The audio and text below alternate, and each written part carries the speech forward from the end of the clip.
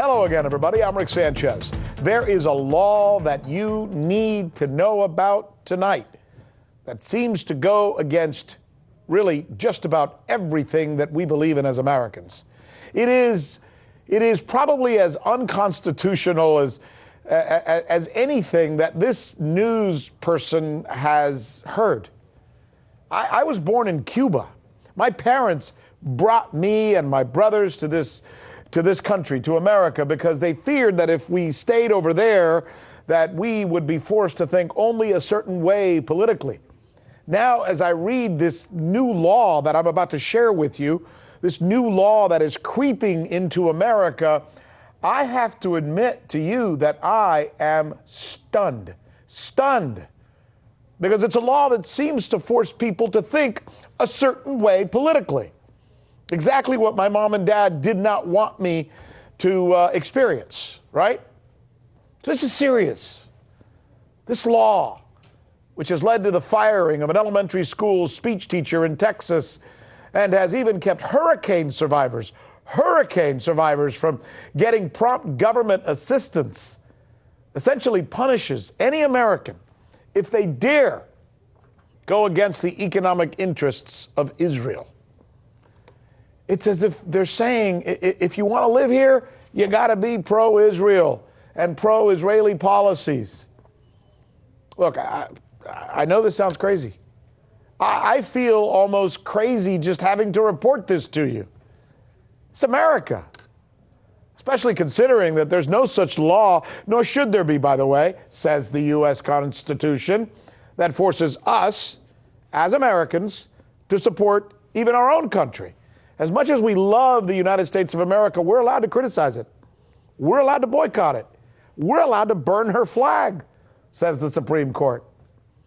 But a teacher in Texas who's been there 9 years, who's said to be excellent at her job, she can't work anymore for the government of Texas because she's not willing to sign an employee contract that essentially says that she must not ever boycott Israel or take any action that in any way penalizes Israel economically.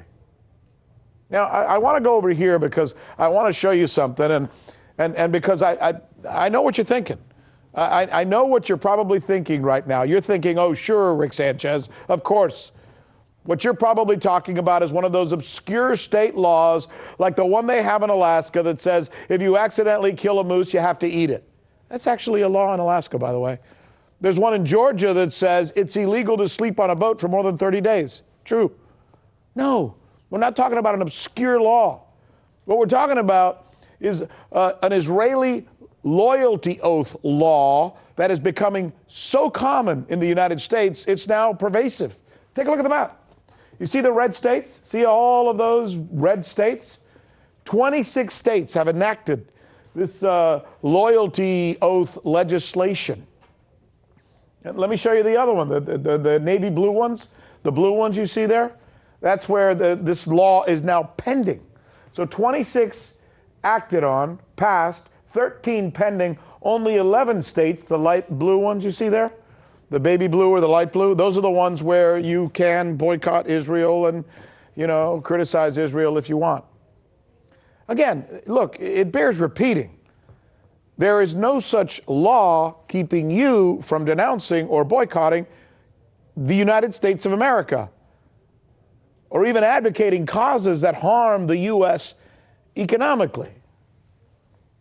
But there are laws from doing that against Israel. Curious, eh? I'm Rick Sanchez. This is RT America, where we do believe in sharing stories like this, where you won't see them in most other places, because it is time to do news again. Okay, we're back to here. For 9 years, Bahia Amawi has been helping kids in Texas who are disabled, autistic, or speech impaired. She is an accomplished speech pathologist and a mother of 4. She was born in Austria. She's been living in the United States for 3 decades now. She's also now unemployed. That's right. No longer allowed to practice her craft for the state of Texas. And the reason is she would not sign what many say amounts to a loyalty oath to Israel. promising to never boycott Israel or join causes that could bring about economic harm to Israel in any way. The law that I'm describing passed the Texas House of Representatives 131 to nothing. And it passed the Senate 25-4. Can you say overwhelming? We figure you'd want to know more about this case. We certainly did.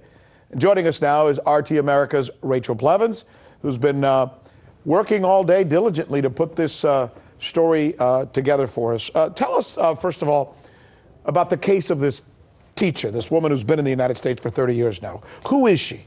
Right, so this is a speech pathologist who is speaking out because she says that she was a victim of this law. She's actually filed a lawsuit against the school district where she worked for nearly a decade, but she said that whenever it came time to renew her contract, all of a sudden she found this new clause which stated that she was not allowed to boycott or to take part in any actions that would economically harm Israel. And she said that she was against that clause not because she's against the Jewish people, but because she feels that signing away her rights to criticize the Israeli government really does violate her First Amendment rights. It's curious, isn't it, that Texas is actually taking action on a law that really, by its nature, has very little to do with Texas per se, correct? I mean, I understand they're even actually doing lists of people who may have had decisions that might be construed as anti-Israel in the past? Are they really doing that? Right, so that's actually part of the law that they passed that got so much support that was passed in Texas last year. In addition to that, they mandated that the Texas Comptroller's Office create this sort of blacklist that had all of these companies and contractors that they deemed as either actively boycotting Israel or wanting to boycott Israel. And the companies and contractors that are on that blacklist, now they're not allowed to work with state agencies, so they're being boycotted essentially as well. You're a journalist, right? You're a journalist working at a major network. You're filing this story for us. As a reporter, you know, we go through journalism school, we, understand all the protocols of our business. We're essentially doing a story here that is about the First Amendment of the Constitution of the United States of America that guarantees us all the right to be able to speak our mind, correct? Right. You're doing this story tonight, and kudos to you for doing it, and you're doing an outstanding job with it. Why isn't this story being done everywhere? Why aren't other reporters covering this story? Well, I think that's a really great question, and that's a question that viewers should be asking whenever they look at the mainstream media. And I think it goes even deeper for me because I'm originally from Texas, and I know that Texans are very serious about their state. So they should want to know whenever legislation like this is being passed. But we haven't seen a lot of media coverage of it, and this is something that was passed a year ago. Yet we're only just now hearing about it because it affected this teacher, and she's filing a lawsuit and wants to raise awareness about it. What's really interesting is what you just said. As a Texan, man, Texans are proud, right? Longhorn Absolutely. State, Texas first, the whole 9 yards, right? Here is a law that does not propose to punish people for criticizing Texas. Right. Or to criticize the United States of America, or to boycott Texas, or to boycott the United States of America. It is going to criticize you if you live in Texas and criticize a foreign government. Huh?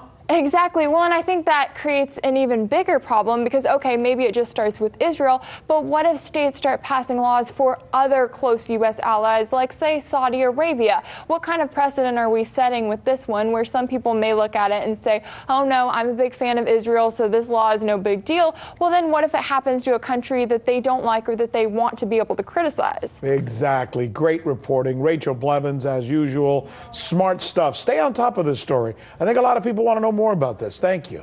Absolutely. Thank you. Let me bring in Andrew Ballack. He is a criminal defense attorney who is active in defense of Palestinian causes and other causes, by the way. Look, before you even go into this, I know you're probably going to want to come at this from the Palestinian perspective or from either the Israeli perspective. You know how I want to come at this? I want to come at this from an American perspective. This law seems to be wholly un-American. I mean, First Amendment, right? What does it say? We have the right to assemble, the right to petition our government, the right to criticize our government. It doesn't say, except in the cases of Israel, does it?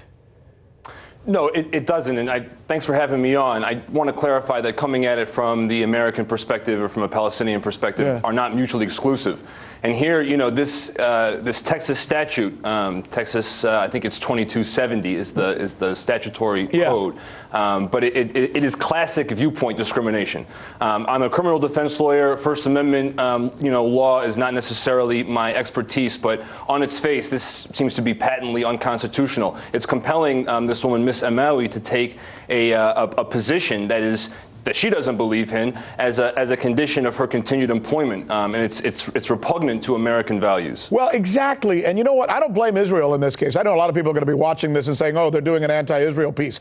This is not an anti-Israel report. As a matter of fact, I give Israel kudos for being good proponents of their cause. They're pushing their cause. They're saying, "Respect us, love us, like us." Good for them. You know who the real culprits seem to be here? Just looking at this as a journalist and as an American, the U.S. politicians who've completely capitulated our principles, our ethics, our laws. I mean, aren't they the sellouts here?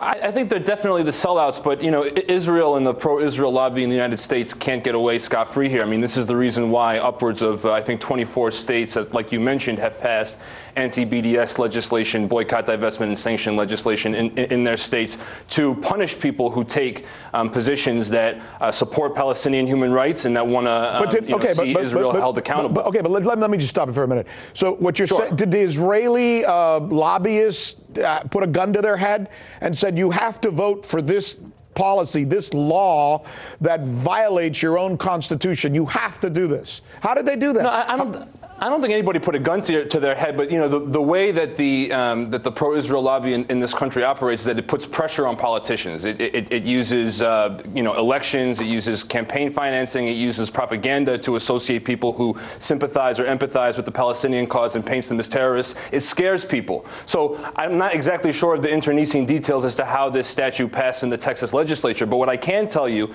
and based off of what I understand about Ms. Amawi's case, is that it's very cruel. If you think about it this way, what the Texas state is saying to Ms. Amawi is, you are the only qualified Arabic speaker in your district to work with children who have autism and developmental issues. And you cannot fulfill your mandate. You cannot help these children unless you take a political position that is contrary to your values, contrary to your identity.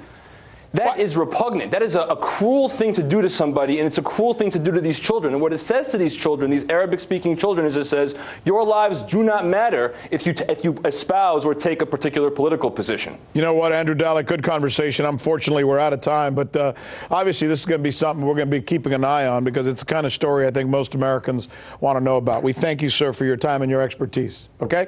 Thanks for having me on. Appreciate it.